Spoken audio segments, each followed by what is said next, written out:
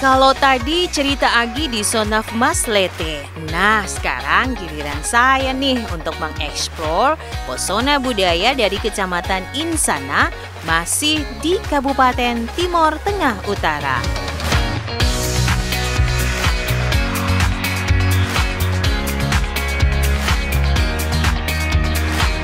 Pemirsa dan pendengar RRI Net, jika kita melakukan perjalanan dari wilayah Kota Kupang menuju perbatasan RI/RDTL Kabupaten Belu Atambua, kita akan melewati Kabupaten Timor Tengah Utara.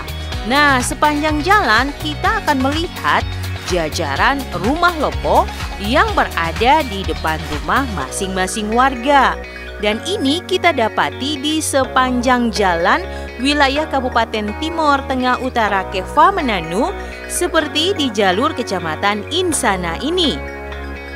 Pasti terbesit di pikiran kita, apakah lopo ini harus ada di setiap rumah warga?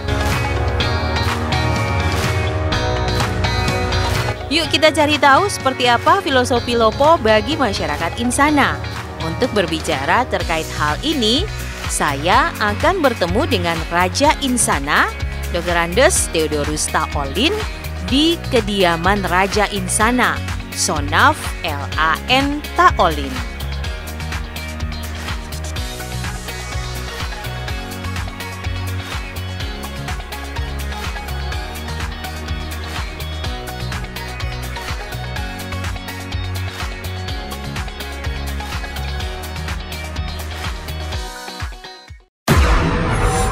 Lima arahan Presiden soal penerapan adaptasi kebiasaan baru, yakni pentingnya prakondisi yang ketat, yakni protokol kesehatan yang harus diikuti masyarakat seperti menggunakan masker dan lain-lain. Perhitungan yang cermat dalam mengambil kebijakan berdasarkan data dan fakta di lapangan. Menentukan prioritas sektor dan aktivitas mana yang bisa dimulai atau dibuka secara bertahap. Konsolidasi dan koordinasi pemerintah pusat dan daerah sampai ke tingkat RT terus diperkuat dengan melibatkan masyarakat bersinergi menyelesaikan persoalan besar ini. Melakukan evaluasi secara rutin meskipun sebuah daerah kasus barunya sudah menurun. Jangan lengah, karena kondisi di lapangan sangat dinamis.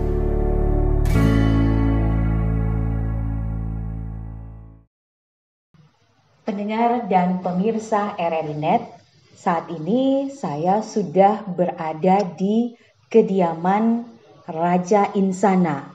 Lokasi ini diberi nama Sonaf LAN Taolin, pemilik yang sebenarnya. Dan bersama saya sudah ada Dr. Andes Theodorus Taolin selaku Raja Insana. Kita akan mencoba mencari tahu apa sebenarnya yang ada di kediaman Raja di Sonaf LAN Taolin ini, dan juga bagaimana filosofi lopo di masa kini. Saya sudah bersama Bapak yang keseharian dipanggil Bapak Olis. Bapak Olis, apa kabar? Baik saja. Sehat ya? Sehat, ya. Kalau boleh tahu usianya berapa sekarang Bapak Olis? Usia saya biasa kasih tahu baru 78. Baru ya Bapak ya? Baru. Ini baru 78. Karena 18 Juli ini baru 78. Baru 78. Ya. Bapak Olis, saat ini kan kita berada di Sonaf LAN Taolin. Ya, betul. Boleh sedikit digambarkan Bapak Olis, apa sih yang ada di dalam kediaman Raja ini? Dan kira-kira ini berdirinya pada tahun berapa Bapak Olis?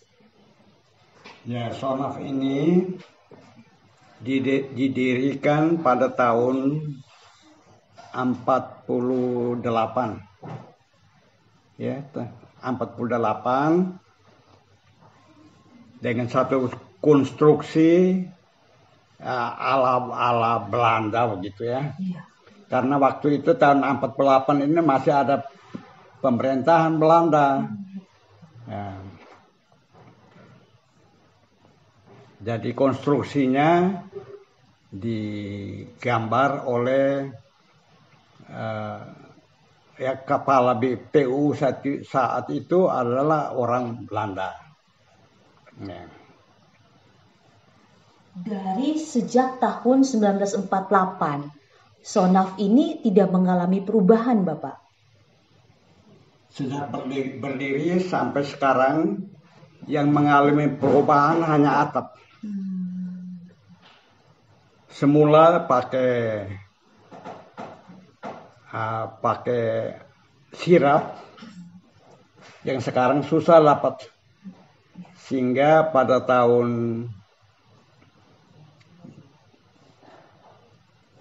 2002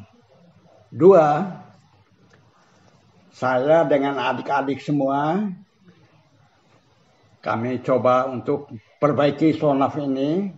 Atapnya itu diganti dengan pakai yang sekarang ini kelihatan semacam seng ya, seng yang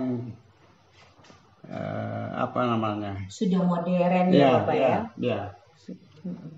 Kalau di Sonaf ini, Bapak Olis, siapa saja yang boleh ada di Sonaf ini atau boleh mendiami Sonaf ini? Ya, yang boleh mendiami dulu tentu hanya Bapak Raja sendiri dengan keluarga dan anak-anak. Hingga saat ini ya Bapak Olis ya? Ya. Iya. Kalau untuk sekarang ini, untuk Sonaf ini dibuka atau diadakan suatu pertemuan untuk kegiatan apa saja, Bapak Olis? Kegiatan yang bisa digunakan ini adalah terutama untuk acara-acara adat. Misalnya ada sengketa antara tobe-tobe, mereka bawa ke masalahnya datang untuk penyelesaian di sini.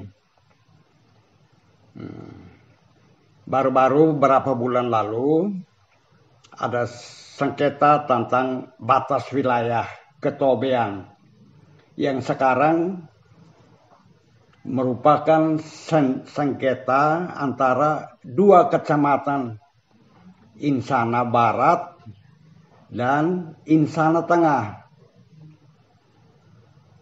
Itu ditangani oleh Polsek Insana, tetapi disarankan oleh masyarakat adatnya jangan urusannya di Polsek, kita ke Wailolok.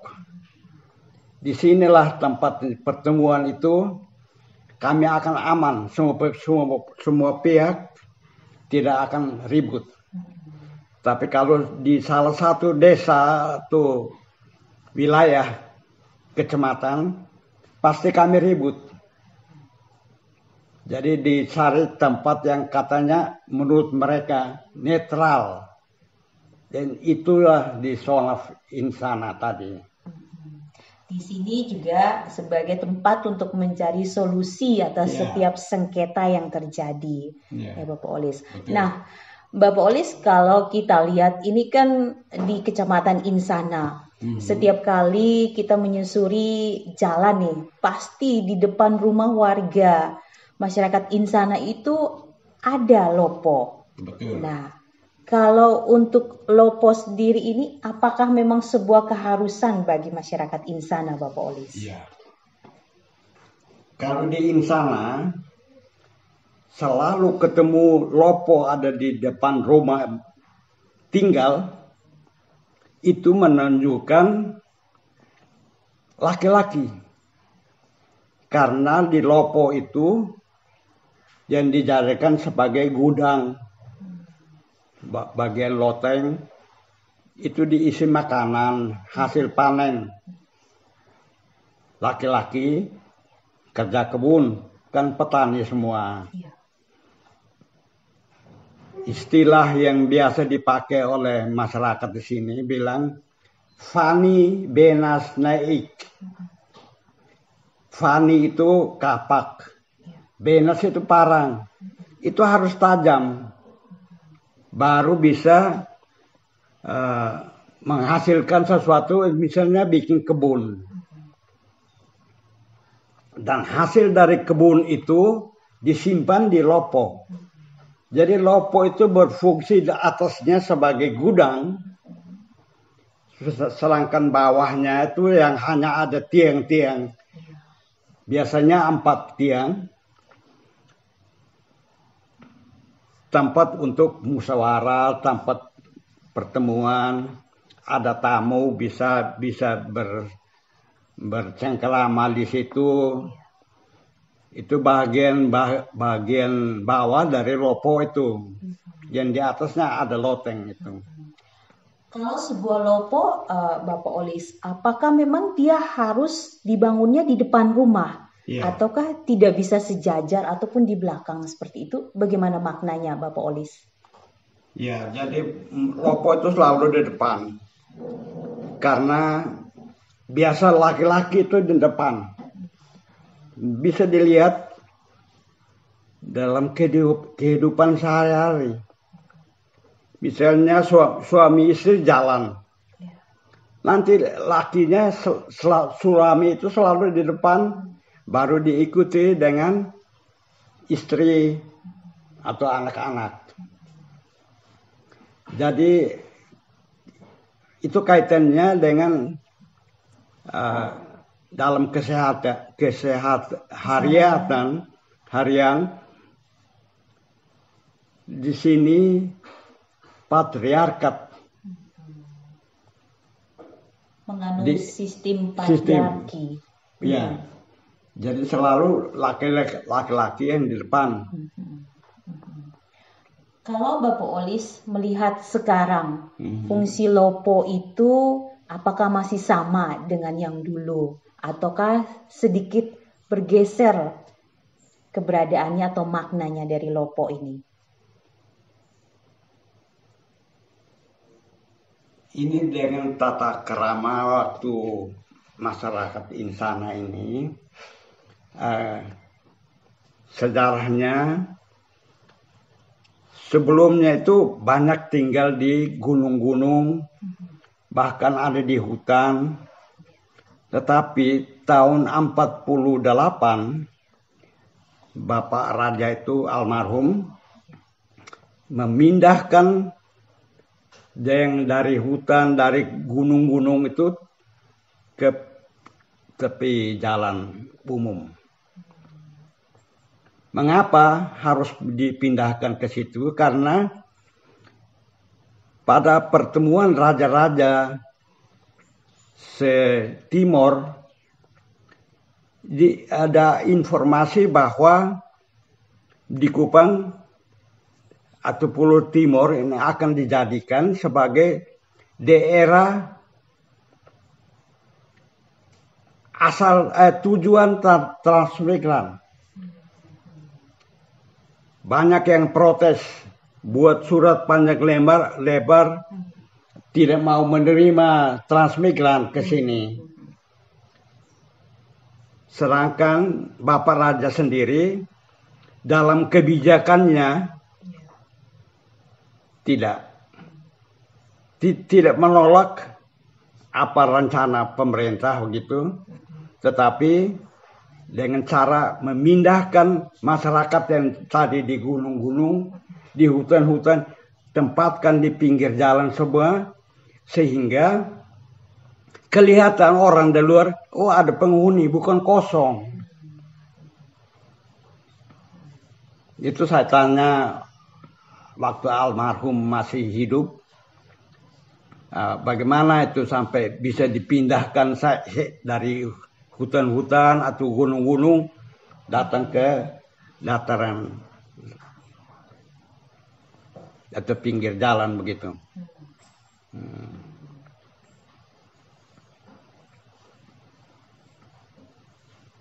Jadi memang lopo itu dia harus berada di depan rumah. Ya. Itu ya Bapak Olis. Ya, jadi filosofinya itu tadi kaitannya dengan sistem patriarkat.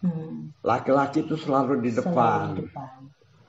Melindungi perempuan, anak-anak. Nah, Bapak Olis, kalau misalnya masyarakat Insana itu mau membangun lopo, apakah dibangun begitu saja ataukah harus melalui upacara adat, ritual adat seperti itu? Nah, itu kalau mau membangun lopo, itu tidak bisa saja diambil bahan langsung bangun. Ada ritualnya.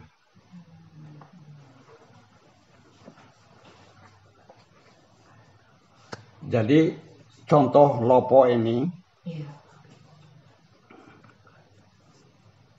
bahan kayu itu harus terpilih.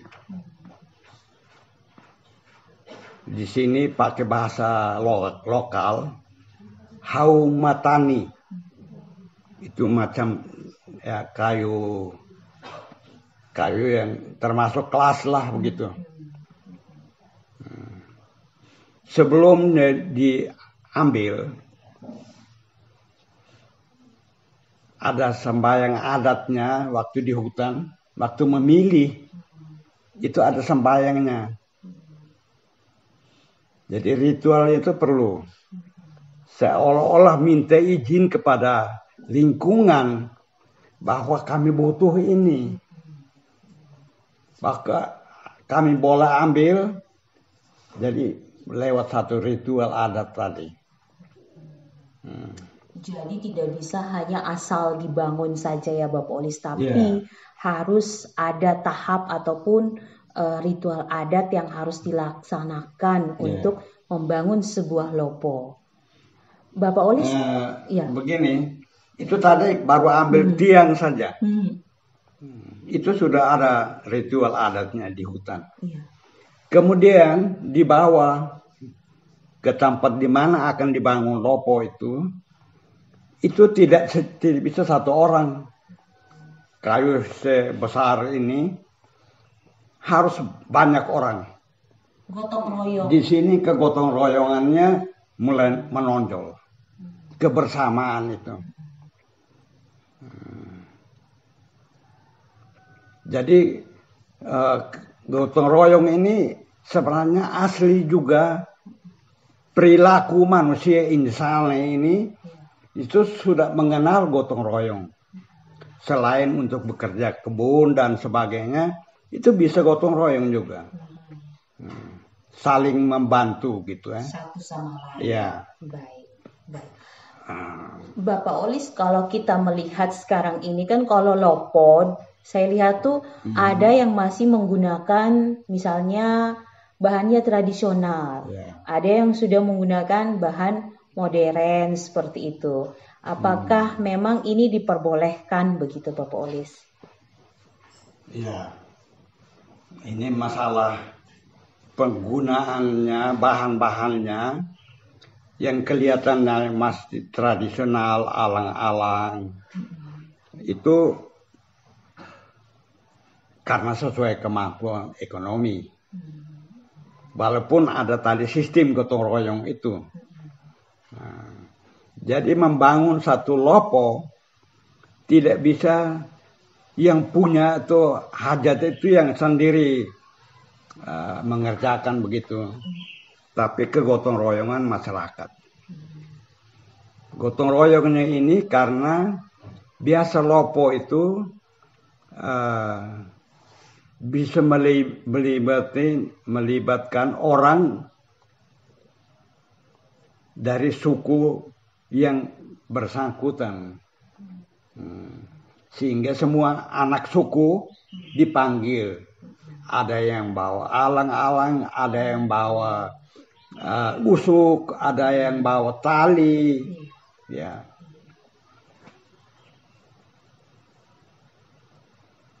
Jadi peran serta dari semua gotong royong untuk kalau misalnya dilihat kalau untuk penggunaan atapnya itu kalau untuk sekarang sudah bisa menggunakan contohnya seng seperti itu ya Bapak Olis ya. Iya. Karena sekarang alang-alang itu susah. Benar. Sudah sulit sekali untuk didapat ya Bapak ya. Ya, termasuk tiang-tiang lopo itu juga sudah ada yang pakai beton. Semen. Memang ada beberapa yang kita lihat memang menggunakan bukan tiang kayu, tapi menggunakan semacam cor semen seperti itu ya Bapak Olis ya. Baik, Bapak Olis, kalau untuk fungsinya menurut Bapak Olis saat ini, apakah Lopo ini masih tetap sama fungsinya dulu hingga sampai dengan saat ini untuk masyarakat Insana? Kalau untuk pertemuan itu masih di bawah itu kan ada di bawah loteng itu untuk pertemuan-pertemuan yang kelompok yang lebih banyak orang butuh tempat. Jadi bisa di Lopo. Sekarang juga masih untuk pertemuan-pertemuan pesta bisa pakai Lopo. Cuma di loteng itu sudah tidak berfungsi lagi untuk menyimpan makanan. Biasa makanan itu bahan makanan itu macam padi, jagung, tersimpannya di Lopo. Mengapa Lopo itu bisa ada papan lagi selain di tiang? Itu kan untuk mencegah jangan sampai tikus naik ke atas. Karena ada Lopo lagi, ada papan. Di tiangnya itu ada papannya lagi. Iya. Itu fungsinya agar hewan tidak bisa masuk ke dalam ruang paling atas ya Bapak Olis ya. Jadi macam tikus ya, itu tidak bisa naik ke atas itu. Itu hanya bagian atas yang bergeser ya Bapak untuk fungsinya. Fungsi. Baik. Barang-barang tengunan juga tuh bahannya disimpan di atas itu. Ada alat-alat tenun itu disimpan di Lopo. Kalau Lopo sendiri itu dia terdiri dari berapa bagian, Bapak Olis?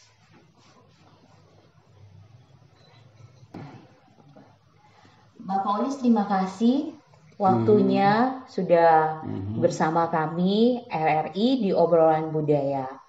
Tetap sehat selalu ya, Bapak Olis. Ya.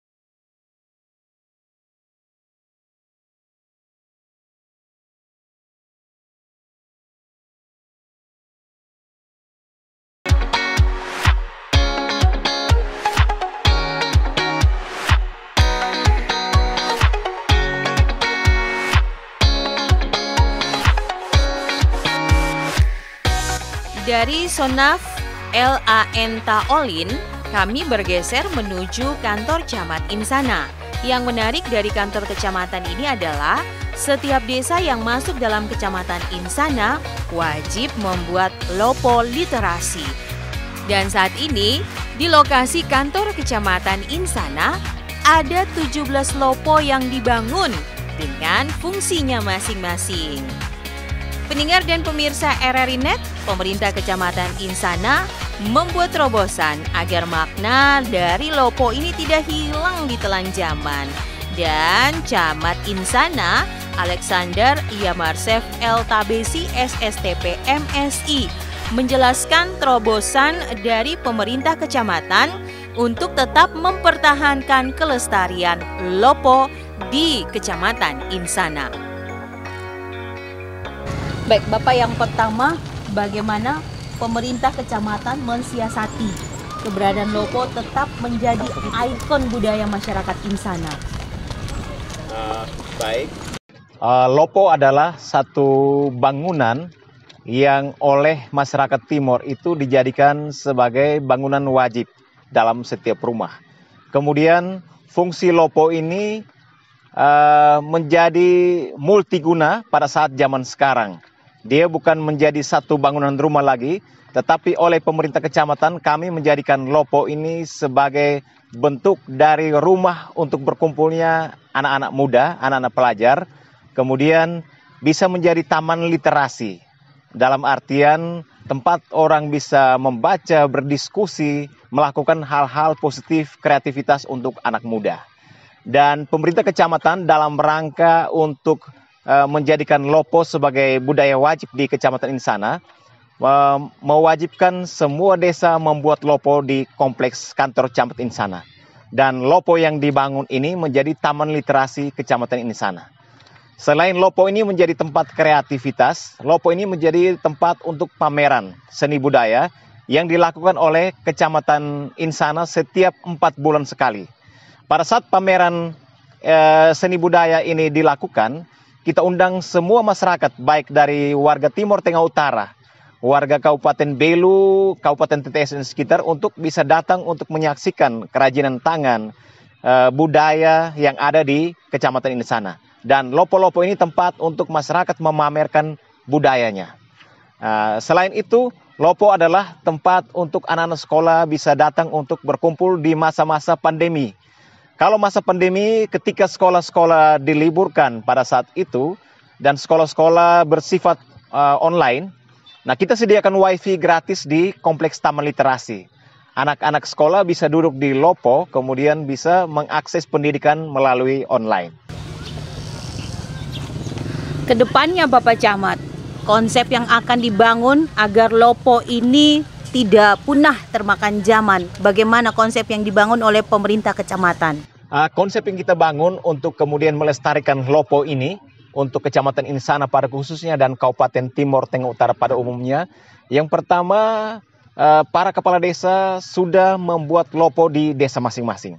Jadi ini merupakan replika untuk di setiap pemerintahan desa mereka membuat Lopo.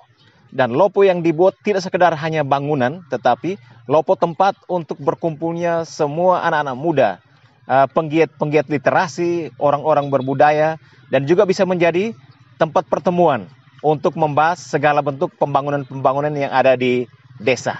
Ya.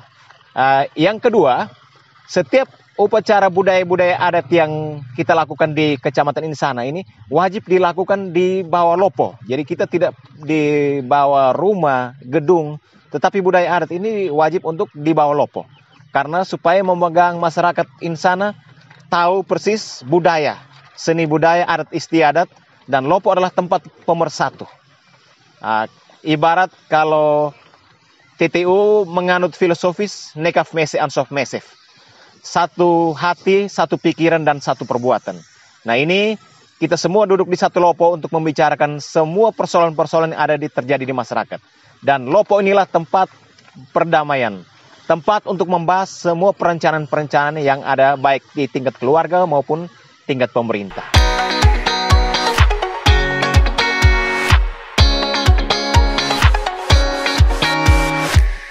Ada berbagai keindahan alam dan cerita budaya yang tersaji di bumi Pertiwi.